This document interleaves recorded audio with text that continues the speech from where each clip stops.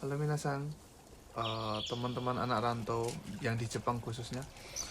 Baik, pada kesempatan kali ini saya mau berbagi sedikit pengalaman. Cuma bukan pengalaman yang pengalaman baik. Semoga tidak terjadi ke minasan semua. Harapannya seperti itu. Jadi beberapa hari yang lalu ketika saya berangkat kerja, nah saya posisinya itu kan sedang menyeberang di Odang-Hodo. Nah, tiba-tiba ada mobil dari belakang belok ke kanan. Padahal itu lampunya hijau. Harusnya kan diutamakan untuk pejalan kaki dulu. Nah, saya ditubruk mobil. Nah, saya refleks. Cuma masih ada benturan di bagian kiri, terutama kaki. Nah, akhirnya kan pada waktu itu terus saya teriakin lah si pengemudinya, terus dia berhenti. Setelah berhenti saya telepon ini Kesatsu. Nah, sambil nunggu Kesatsunya datang, kita ngobrol-ngobrol-ngobrol sama pengemudinya, apakah dia buru-buru atau gimana-gimana kok sampai nggak ngelihat ini. Nah, dianya mengakui, alhamdulillahnya mengakui kalau dia itu meleng gitu dan nggak lihat kalau sedang ada orang nyebrang. Nah, akhirnya kan polisi datang, kita dimintain seriu kado, terus si penabrak juga dimintain SIM, dimintain identitas dan surat-surat dan lain-lain lah. Nah, kita ngobrol-ngobrol, terus saya diarahkan juga sama polisinya untuk reka adegan, ditanya ini itu. Jadi minasan ketika mengalami seperti itu jangan panik dulu lah, jangan panik dulu, usahakan segera berhentikan si pelakunya, kita minta nomornya dia, namanya siapa, terus mobilnya kita foto kalau bisa, terus kalau misalnya dikasih kartu identitasnya itu lebih bagus sih. Nah, terus akhirnya kan urusan sama polisi udah kelar, terus saya ke rumah sakit.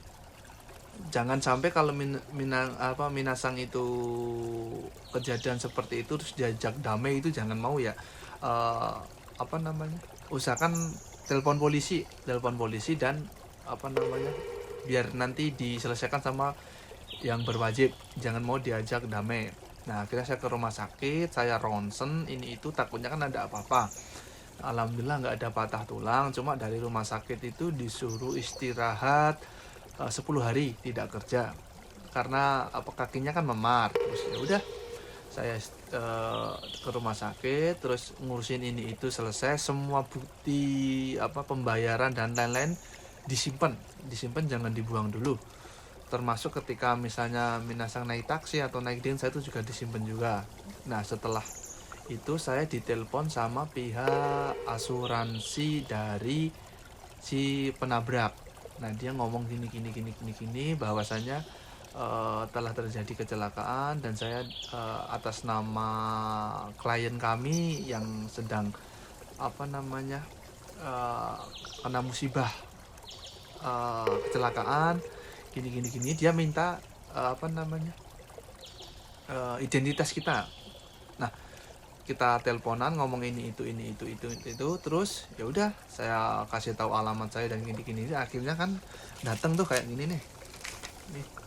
Ini semacam kayak asuransi mobilnya dia itu. Saya dapat ini namanya sompo ya. Kalau ini saya nggak tahu sih jenisnya, kalau yang ini sompo. Nah, itu isinya tuh banyak sih, segini nih, termasuk amplop, ntar kita kirim balik. Nah, ini tuh suratnya isinya termasuk identitas kita, terus kejadiannya kayak apa, terus untuk transportasi termasuk biaya rumah sakit dan lain-lain kita tulis, terus nggak masuk kerja, terus kerjanya itu dari kapan sampai kapan kita tulis semua, terus informasi rekening kita juga, untuk biaya ganti rugi. Otomatis kan kita nggak kerja tuh, nggak ada penghasilan, jadi uh, kita tulis juga itu uh, detail-detailnya. Cuma ada satu form itu yang harus diisi sama pihak perusahaan. Itu tentang ini sih, gaji itu bisa ditanyakan ke perusahaan masing-masing sih. Gaji dan libur cuti atau apa gitu kayak.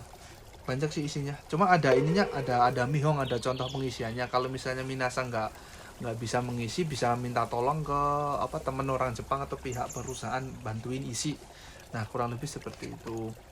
Jadi poinnya kalau misalnya Minasang mendapat musibah seperti ini, itu tadi ya, jangan jangan panik dulu, terus usahakan langsung berhentikan si penabrak. Kalau misalnya dia nggak ini, teriak aja nggak apa-apa, biar biar dia berhenti, tomare atau apa gitu lah.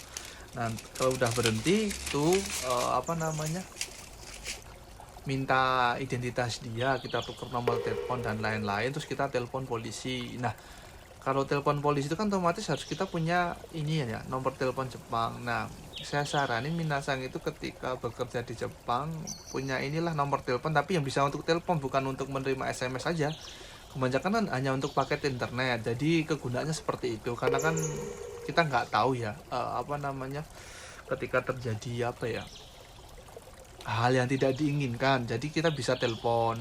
Terus jangan lupa, oh ya tadi, apa namanya, rentraku ke pihak perusahaan juga, karena waktu itu kan saya mau mau berangkat kerja dan udah mau sampai ke pabrik gitu, cuma ya itu kejadian seperti itu, lapor kalau bahwasannya gini gini gini, nggak bisa gini gini gini. Jadi saling saling rentraku ke pihak perusahaan, gimana gimananya seperti itu. Nanti saya tuliskan ininya apa, urutannya bagaimana di ini, di akhir video ya. Jadi semoga semoga apa namanya, pengalaman saya ini tidak terjadi ke Minasang semua. Kalau misalnya suatu ketika terjadi masalah yang sama,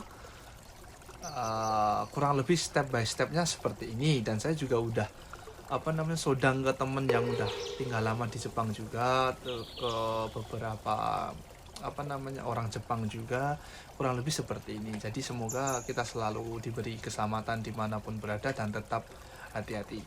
Otsukare sama desu.